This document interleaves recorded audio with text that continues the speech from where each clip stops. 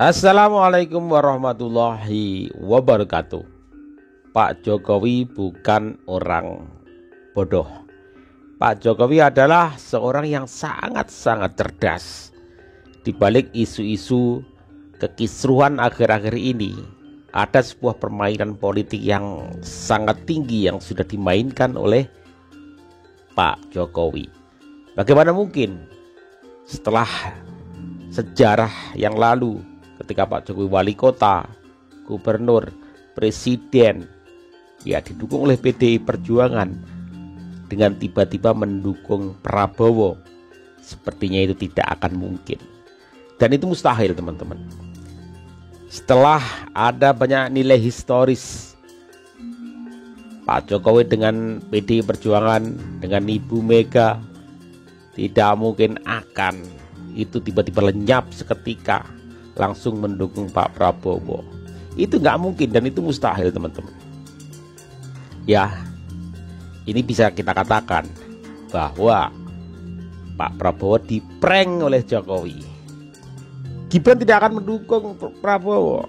Ya, jelas-jelas Gibran mendukung Pak Ganjar Pranowo karena Gibran adalah kader, bapaknya juga kader.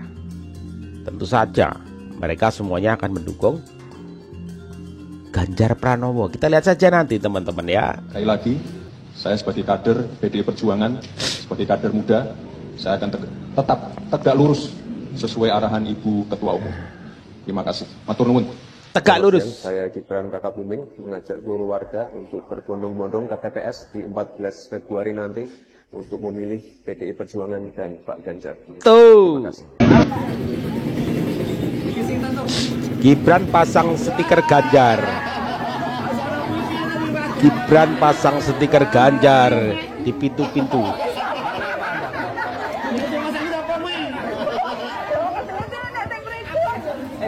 Anu ya Bu, Pak Ganjar. Besok Pak Ganjar katanya.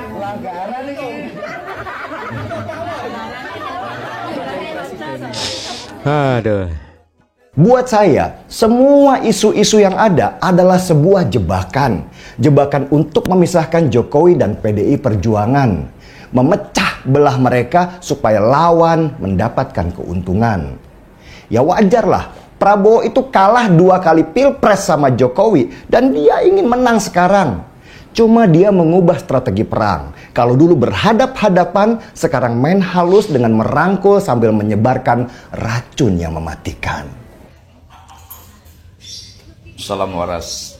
Prabowo kena Kali prank. ini saya akan mengatakan kita ini kena prank semua oleh Pak Jokowi. Ya. Dari kasus MK, putusan MK sampai melibatkan itu adalah pamannya tetek bengek itulah. Tapi saya rasa keputusan MK saya sangat setuju. Ya. Ada batas, tapi juga ada ketentuan yang berlaku. Setuju saya, karena itu adalah hak. Ya. Hak juga jangan sampai kebablasan. Nah, sesungguhnya kita ini kena prank oleh Pak Jokowi. Pak Jokowi ini selalu terbiasa orang yang selalu diam.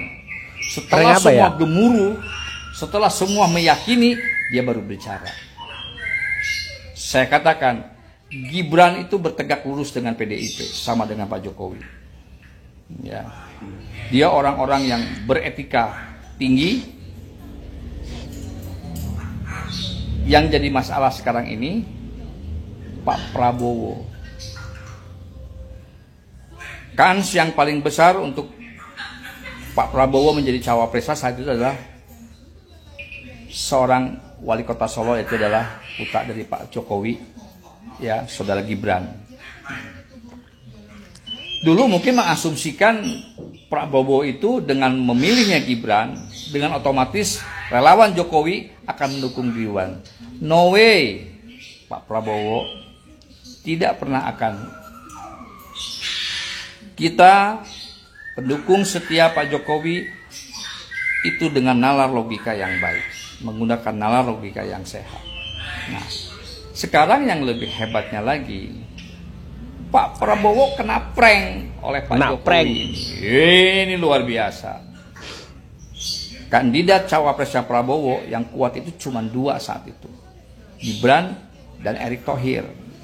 Gibran saya katakan udah pasti nggak akan mau, dan dia pasti akan menolak karena dia bertegak lurus dengan PDIP. Tinggal Erick Thohir yang jadi masalah. Sekarang Erick Thohir dibawa oleh Jokowi lawatan ke beberapa negara. Nunggu dulu berarti. Ini yang jadi masalah. Capres dan cawapres lain sudah menentukan, capres yang lain sudah menentukan cawapresnya dan sudah mendaftarkan ke KPU, sementara Pak Prabowo cawapresnya aja masih belum final. Kan ada Ridwan Kamil ya. Ridwan Kamil ada ya. Salam NKRI. Baru aja kita sama-sama menonton, melihat dan mendengarkan hasil keputusan dari Mahkamah Konstitusi terkait batasan usia capres dan cawapres, di mana kita semua juga tahu ada segelintir kelompok yang sangat-sangat menginginkan batasan usia capres dan cawapres itu di bawah 40 tahun. Tetapi ternyata Mahkamah Konstitusi tetap amanah dan menyadari bahwa Mahkamah Konstitusi adalah sebuah lembaga yudikatif yang merupakan juga negatif legislator, tidak memiliki hak untuk merubah undang-undang pemilu, yang artinya Mahkamah Konstitusi dengan sah tetap memutuskan bahwa batas usia capres dan cawapres itu minimal 40 tahun. Buat yang ditolak jangan pada baper ya, kasihan gitu. Mungkin niatnya, tujuannya, ambisinya tidak tercapai dong.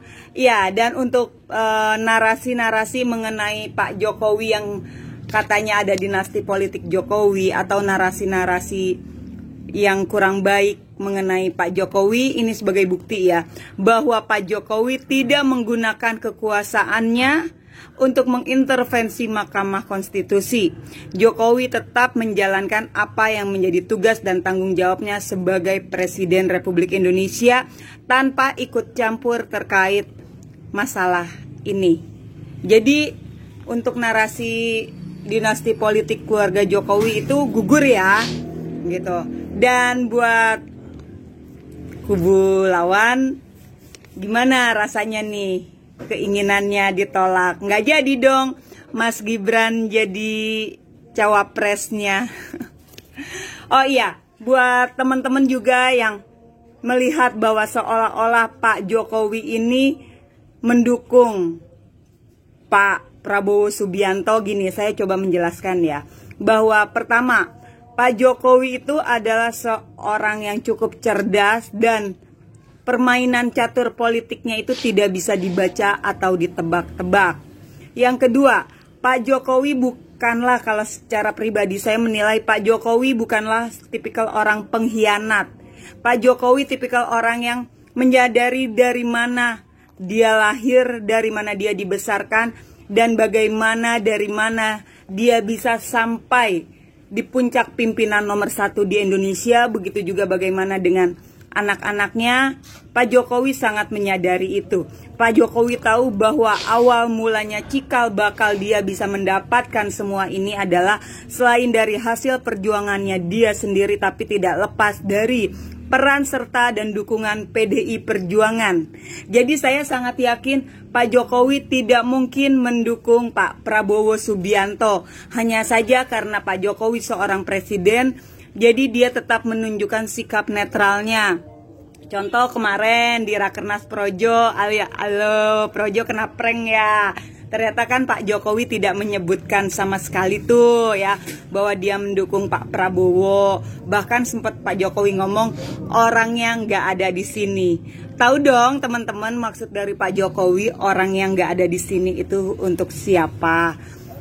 Ya, balik lagi tetap ya teman-teman pendukung Ganjar Pranowo jangan berada di atas angin, tetap harus waspada, tetap harus meningkatkan lagi kerjanya, kesulitannya, pergerakannya untuk memenangkan Ganjar Pranowo menuju 2024 nanti. Walaupun saya sangat meyakini Pak Jokowi pasti mendukung Pak Ganjar Pranowo, dan jangan tergoda atau terpengaruh oleh narasi-narasi video-video atau postingan yang seolah-olah Pak Jokowi ini mendukung Pak Prabowo Subianto. Itu kan hanya bisa-bisanya kubu Pak Prabowo Subianto yang mengemas narasi video sedemikian rapi, sedemikian cantik untuk menarik simpatik pendukung Jokowi agar pindah ke Pak Prabowo Subianto.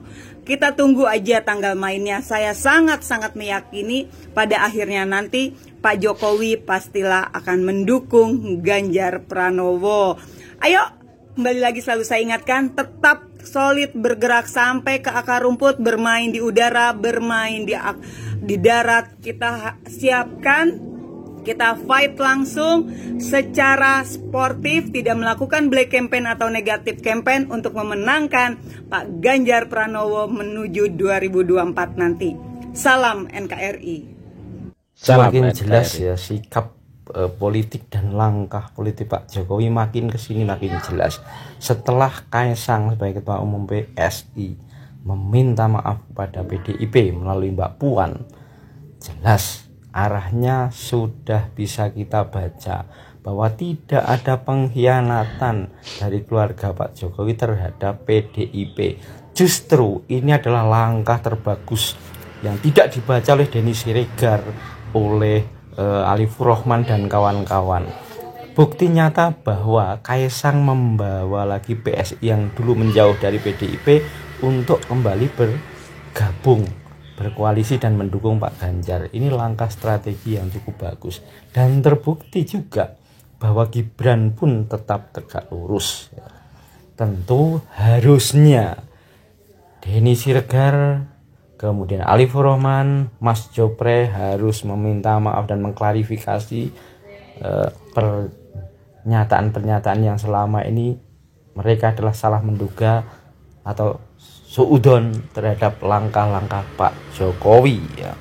Ternyata Pak Jokowi lebih cerdas dari mereka itu ya.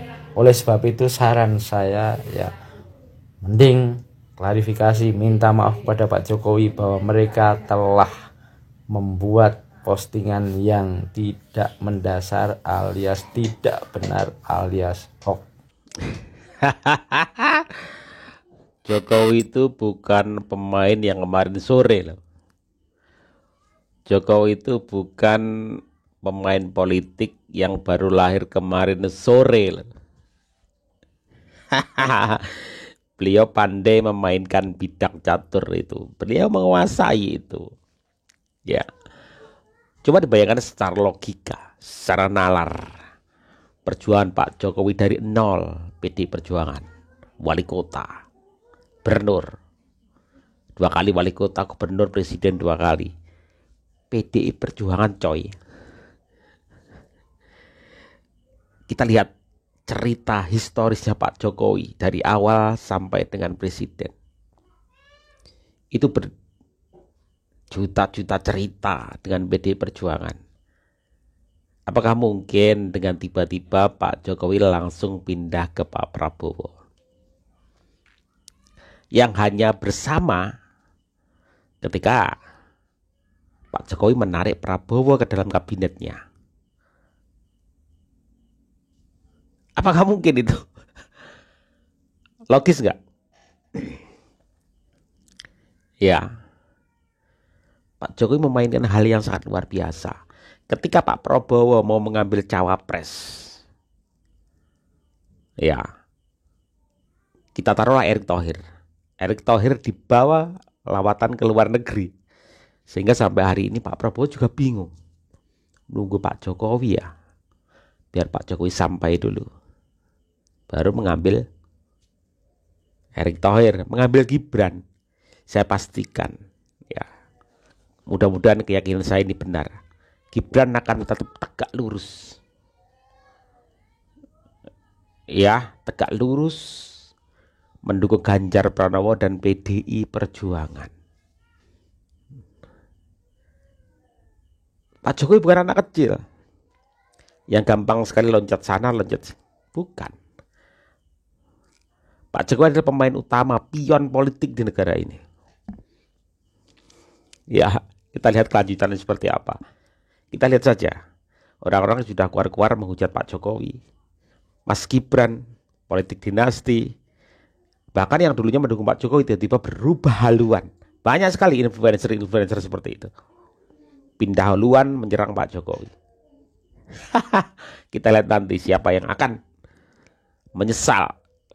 Terima kasih. Wassalamualaikum warahmatullahi wabarakatuh.